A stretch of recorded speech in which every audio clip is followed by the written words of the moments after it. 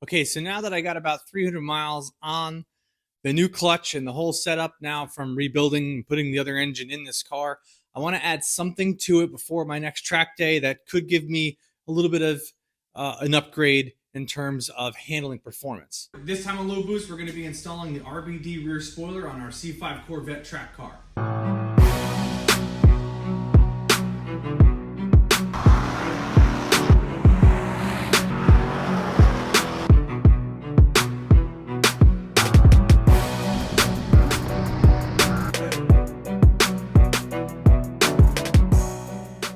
So where this actually will mount is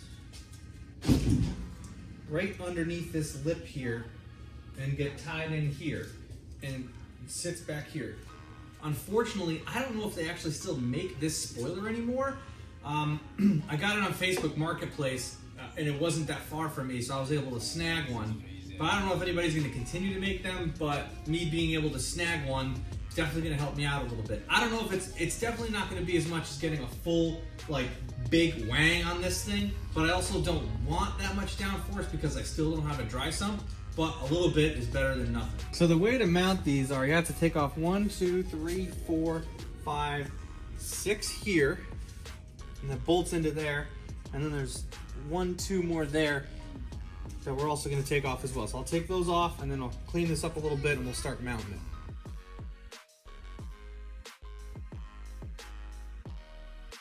Should be able to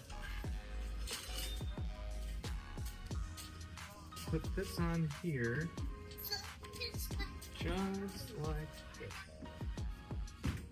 just like that. I'll put a couple of these puppies on, and then these flip over and fold in there like that.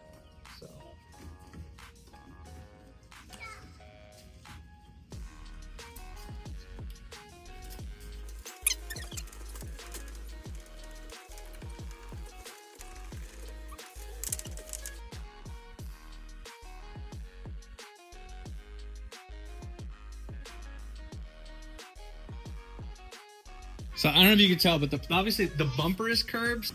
The gurney flap's going to be a little curved here too. Then we'll just slightly move this up just so we can get those in line. And you can adjust these with a turnbuckle if I don't want as much downforce, which I might do. It is a little bit adjustable, so we'll figure it out on track.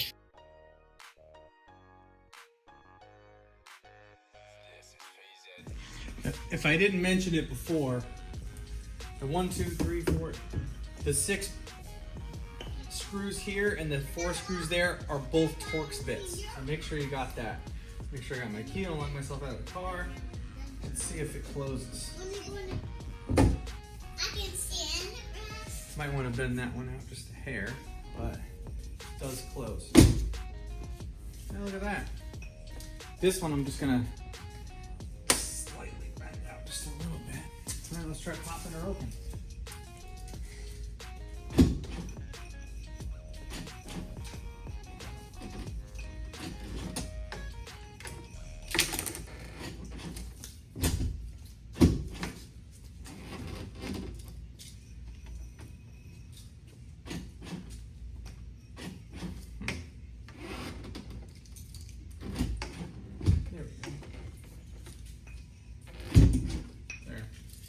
I'm gonna have to play with it a little bit. I might turn the turnbuckles back so it goes back just a hair.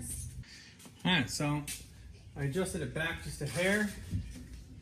Now it shuts without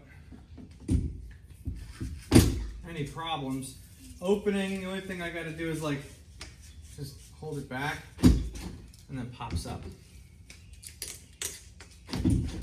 Just sometimes pops up, but pretty happy with it. We'll see how she does on track. If you're looking for a great way to support our channel, check out lowboostfilms.com. Not only does this support the channel, but you'll look great while you do it as well. We have a great selection of different types of apparel and merchandise that you guys can buy.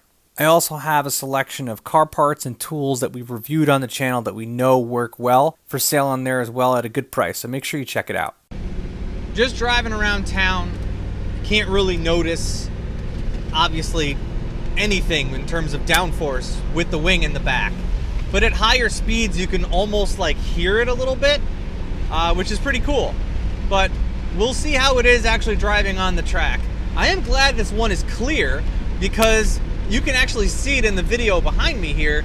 Looking out the rear view mirror, if this was a solid color, I really wouldn't be able to see out of the back at all. So it still being clear keeps it totally streetable. There's a little bit of a glare from it, but anything I can see out of the back of that thing, I can see right through the glass, which is great. So let's see how this thing does on track, but on the street, it's all right.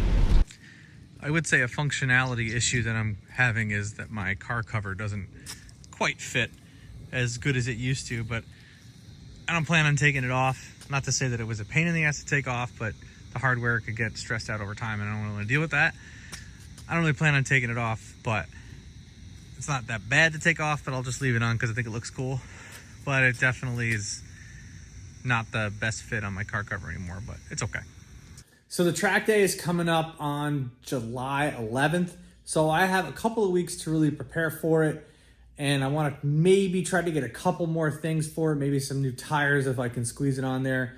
The other mods that I'm looking to do at some point later this year is a camber kit. So that way I can lock in my camber so it doesn't go whacked out on me with my alignment, which does happen because it's just a lot of stress on the stock eccentrics. So I'm going to upgrade to some AMT camber kits. And I'm also getting the AMT pedal for the C5. I'm going to throw that on there too. So make sure you guys stick around for all of those uploads. If you can't wait until next week's video, make sure to check out these videos that I already have ready to go.